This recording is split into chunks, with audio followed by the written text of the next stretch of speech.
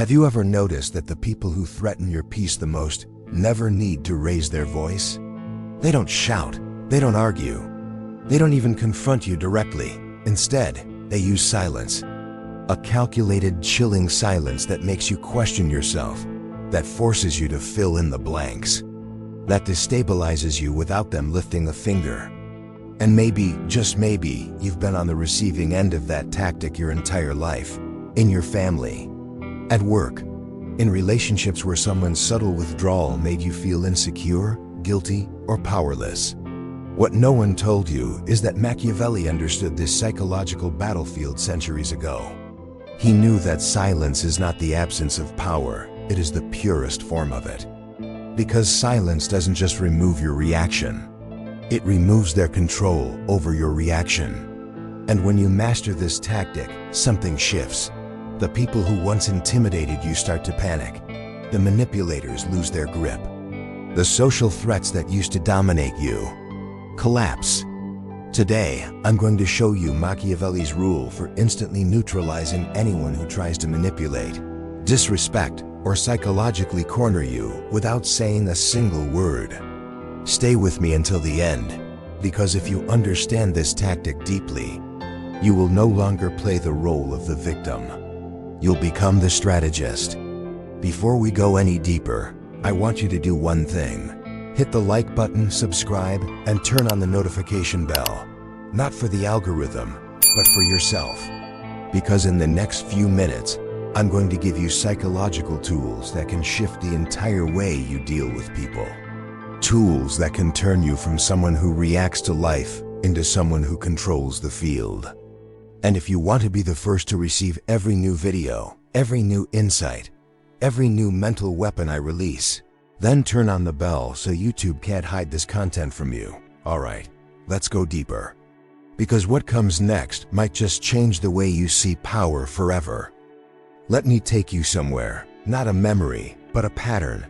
Once you've lived so many times, it becomes invisible. Picture this.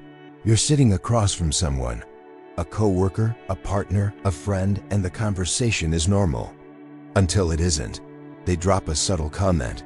Not loud, not direct. Just sharp enough to make your stomach tighten for a moment. Maybe it's, "That's not really your strength, is it?" Or a slow exhale meant to communicate disappointment. Or a smile that doesn't reach their eyes. You feel something shift inside you, that small spark of unease, that quick pulse of shame. And instead of pausing, instead of breathing, you jump in. You start explaining, clarifying, over-talking, trying to repair something that they broke, but somehow you are now responsible for fixing. I know that feeling too well. I spent years being the one who rushed to fill the silence, who tried to smooth tensions before they even fully formed. And every time, the same thing happened. The more I spoke, the worse I felt. The more I justified myself, the smaller I became. Because here's the painful truth. Some people don't attack you to communicate.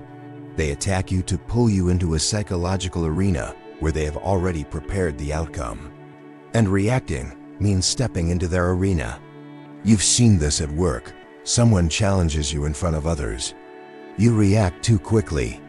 You try to sound composed, but your voice betrays the urgency underneath. They stay calm. You don't. And suddenly, the room trusts their composure more than your logic. You've seen it in relationships. Your partner withdraws affection, goes silent. You feel the panic rising because silence feels like abandonment. You write long messages, apologize first, and take on blame that isn't yours. They say little, but somehow it feels like they're the ones in control of everything. And you've seen it in your family. A parent sighs heavily. A sibling guilt trips you with a passive-aggressive remark. You respond defensively, explaining every detail, trying to keep the peace. But the more you try to keep the peace, the more you lose your own. These moments aren't random. They reveal something about you and something about them. About you. You were conditioned to believe that peace must be maintained at any cost, even if the cost is yourself. You learned that silence is dangerous, that it means rejection or anger or disappointment, so you talk to protect yourself. About them, they learn that a little pressure, a little silence, a little strategic withdrawal makes you hand over your power willingly. And when someone realizes they can control you without raising their voice, they never forget it. But here's something Machiavelli understood better than anyone. Power isn't taken, it's given through reaction. Whoever reacts first loses the balance.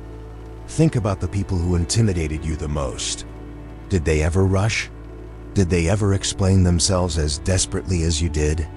No, their calm, even if artificial, created the illusion of superiority.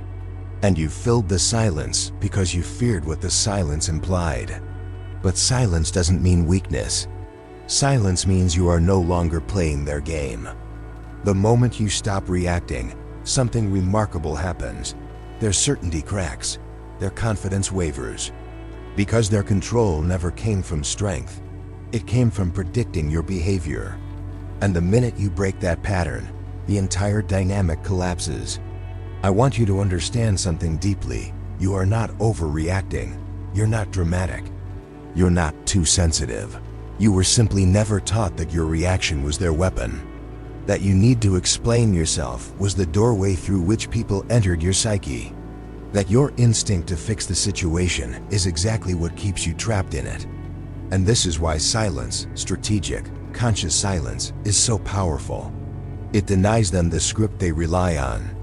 Before we move into the deep psychology behind this, and into Machiavelli's actual rule, I want to hear from you. Share your story in the comments. Tell me the moment someone's presence, silence, or manipulation pulled you off balance.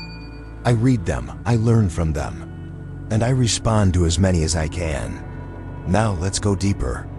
Because once you understand what silence really does to the human mind, you will never see social power the same way again. People think power is loud.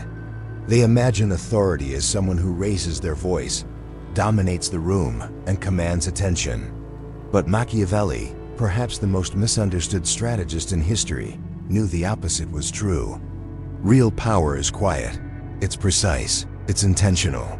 It comes from controlling the one thing most people lose in moments of pressure, their reaction. And to understand why silence is so destabilizing, we need to examine not just Machiavelli's political mind, but the human psyche itself. Let's start with something Carl Jung said. Until you make the unconscious conscious, it will direct your life, and you will call it fate. Every time someone threatens you, emotionally, socially, psychologically, the part of you that reacts isn't the mature, grounded you. It's the unconscious part. The shadowed part. The part that is terrified of being misunderstood, rejected, humiliated, or seen as inadequate. This is why certain people can trigger you without trying. They don't need force. They only need to poke a wound you've never healed. A sigh, a pause, a delayed response, a subtle challenge. And instantly, without thinking, you feel something rise inside you, that urgency to explain, to prove, to defend. You think you're responding to the present moment, but really, you're responding to something ancient inside you. Machiavelli understood this long before modern psychology gave it language. Not because he was cold, but because he saw human nature without illusions. He knew most people are controlled by two forces, fear and perception. Fear shapes your reactions. Perception shapes the reactions of others toward you. And when someone threatens you socially, what they're really doing is controlling you at the same time. Here's how: they create uncertainty, a small criticism, a sudden tone shift, a strategic silence. You feel compelled to fill the gap. You talk more. You reveal more. You expose more emotions than they expose vulnerabilities. They stay calm or appear to. And in a world obsessed with appearances, the calm one automatically appears more credible, more powerful. This is not a coincidence. It is choreography, a psychological script older than politics, older than philosophy, older than language itself. But the script has a weakness. a single pressure point. It collapses the moment you stop participating in it. When you meet a threat with silence, three things happen immediately. 1. The power dynamic flips. Most people rely on your predictability. They expect you to react the same way you always have. When you don't, you break the rhythm of the interaction. Suddenly, they feel exposed. They feel off balance. They feel the discomfort they were trying to create in you. Because silence is a mirror, and not everyone can look into it. 2. Their subconscious fears begin to surface. People who manipulate, intimidate, or undermine others are rarely strong internally. They depend on the illusion of dominance. When you go silent, they lose that illusion. Their mind begins to race. Did I lose control? Did they see through me? Why aren't they reacting? Your silence forces them to confront something they spend their entire life avoiding, their own insecurity. 3. You regain control of the frame. Machiavelli used the word not virtue in the moral sense, but inner strength, strategic poise, and controlled presence. Is the ability to shape perception without ever showing your hand. Silence is the purest form of because silence says, I decide when and how I speak. I do not operate on your terms. I am not here to win your approval. A person who speaks too soon looks emotional. A person who speaks too much looks uncertain, but a person who pauses looks intentional. This is why leaders, generals, negotiators, and psychologically powerful individuals all share one trait. They do not rush. Their silence communicates more than words ever could. But here's the part Jung reveals, the deeper layer most people never see. Your silence does not just influence the other person, it transforms you. Because the moment you refuse to react, you break the pattern inside yourself, the pattern that has controlled you since childhood. You stop being the one who chases clarity. You stop being the one who fills the void. You stop being the one who tries to appease every threat. Instead, you become centered, composed, grounded in your own energy. Your silence proves something to your own unconscious. You are not controlled by fear anymore. And that is the beginning of individuation, the process Jung described as reclaiming the lost parts of yourself, the power you abandoned, the inner authority you forgot you had. Machiavelli understood power in society. Jung understood power in the psyche. Combine them, and you understand the power within silence. Before we go into the real-world examples, the moments where you can use this tactic to dismantle manipulation instantly, I want to hear from you. Comment below. Where in your life do you lose control of your reactions? Work, love, family? Your story might be exactly the story someone else needs to hear. Now let's continue and apply Machiavelli's rule to actual situations. Silence feels abstract until you see what it does in the real world. So let's bring Machiavelli's rule out of theory and into the moments you face every single day. The moments where your reaction decides whether you reclaim your power or hand it away. Let's start with a setting you know too well. Example 1. The workplace underminer. You're in a meeting. Someone, maybe a coworker threatened by your competence, makes a snide comment about your work. Something like, I guess we'll have to simplify this so everyone can understand. You feel the room shift. You feel your body tense. You want to respond immediately, correct them, and defend yourself. But instead, you pause. You look at them, not aggressively, not defensively, just a calm, unreadable presence. And you say, nothing. In that silence, something remarkable happens. They expected a reaction. They wanted you flustered. They wanted to push you off-center so they could appear superior. Instead, your silence makes them look like the one reaching for power, the one trying too hard, the one overplaying their hand. Coworkers glance at them, not you, because their comment now hangs awkwardly in the air. Silence doesn't just neutralize the threat, it exposes the insecurity behind it. And Machiavelli would say, when an opponent reveals their weakness, do not interrupt them. Example 2. The romantic manipulator. You felt this one before. Someone you're dating suddenly pulls away. They go cold. They respond slowly. They withdraw affection just enough to trigger that old ache inside you, the fear of losing someone's love. Your impulse is to fix it, to ask what's wrong, to fill the silence. But this time, you don't. You match their silence with your own. Calm, grounded, not reactive. Suddenly, their tactic collapses. Why? Because withdrawal only works when you chase. Coldness only hurts when you need warmth from them. Emotional distance only has power when you fear it. Your silence removes the leverage they were counting on. It forces them to face themselves instead of controlling you. If their interest was real, they would come back with clarity. If it wasn't, they disappear. And your silence saved you months of self-betrayal. This is what Jung meant when he said, "What you do not make conscious will control you."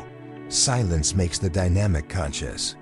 It reveals the truth quickly, without wasting your life force. Example 3.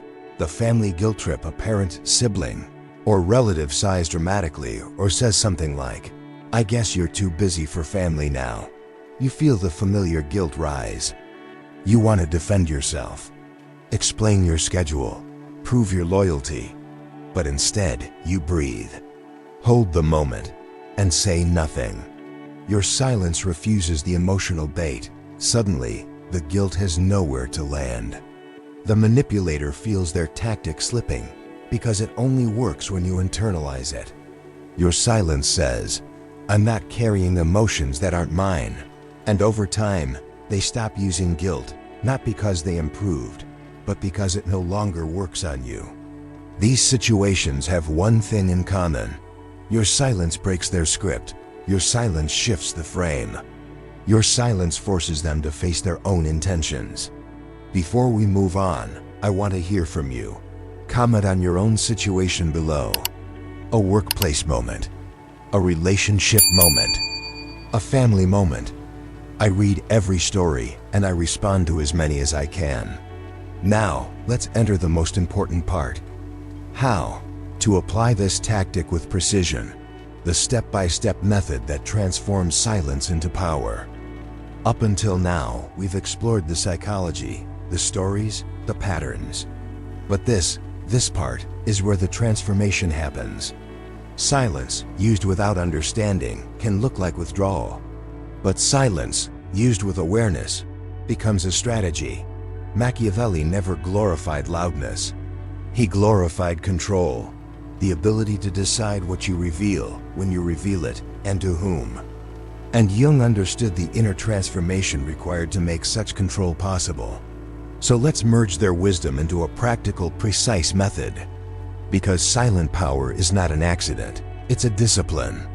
Below are the 4 steps Machiavelli would teach you if he were standing in front of you today, and the psychological principles Jung would add to strengthen them from the inside out. Step 1. The pause. Break the automatic reaction. When someone threatens you socially, your body reacts before your mind does. A spike of fear, a burst of anger, a need to fix the moment. This is the unconscious, the shadow, rushing to protect itself. Your first act of power is not to speak. It's to pause.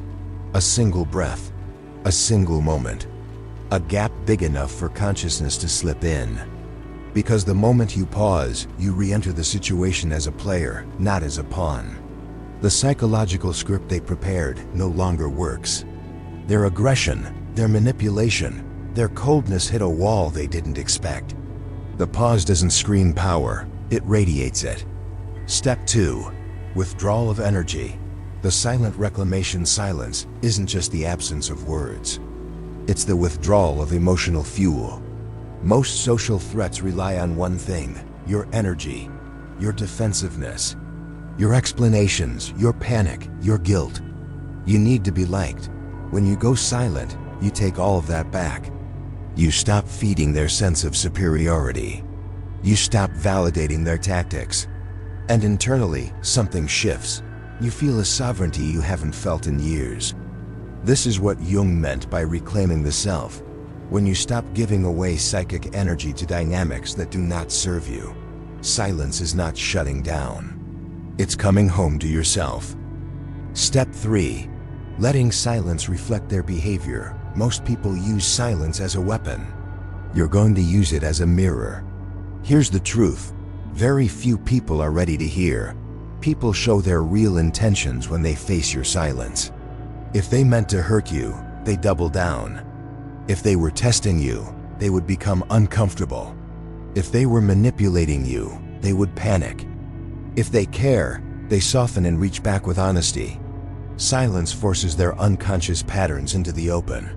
Machiavelli saw this in politics. Jung saw it in the psyche. Both understood the same principle. Silence reveals truth faster than confrontation ever could. And ironically, the moment you stop explaining yourself is the moment the other person starts revealing themselves. Step 4. Return with boundaries. The controlled re-entry silence is not the end, it's the reset. Once the emotional battlefield has cleared, once their mask slips and your center returns, you choose whether and how to re-engage. This is where clarity replaces reaction. You speak slowly, briefly, without emotional leakage. You communicate only what is necessary. No justification, no over-explaining, no chasing. Your energy says, I speak because I choose to, not because I'm pressured to. This is Werk in action, Machiavelli's highest form of power. It is Jung's individuation, becoming your full, integrated self. The silent tactic is not manipulation. It is liberation. Because when you stop reacting to every emotional wave around you, you finally hear the deeper voice within you, the one you've ignored for years. How silent power changes you. The first time you do this, you'll feel uncomfortable.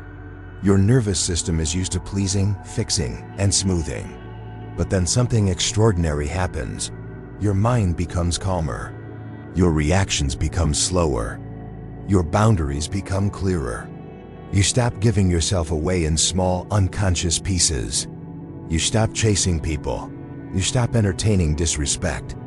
You stop entering conversations where your presence is not valued. Silence becomes your filter, your shield, your truth detector. And people feel the difference. They don't know what changed, only that they can no longer access the old version of you, the version that rushed, that panicked, that tried to justify its existence. Your silence whispers, I don't need your approval to exist. And that terrifies manipulators, but it liberates you. Before we enter the final part, the emotional conclusion, the awakening, comment below. What step hits you the hardest? Where in your life do you need this tactic the most? Your story is part of this journey, and I read everyone. Now, let's bring everything together and close this with the truth Machiavelli and Jung would both agree on. Power begins the moment you return to yourself. There comes a moment, quiet, subtle, almost invisible, when you realize something profound. Most of your suffering never came from what people said or did. It came from how quickly you abandoned yourself to respond to them. All your life you were taught to react, to explain, to defend, to chase, to fill the silence because silence felt like danger. But what if silence was never the threat? What if silence were the path back home? When Machiavelli wrote about power, he wasn't teaching cruelty.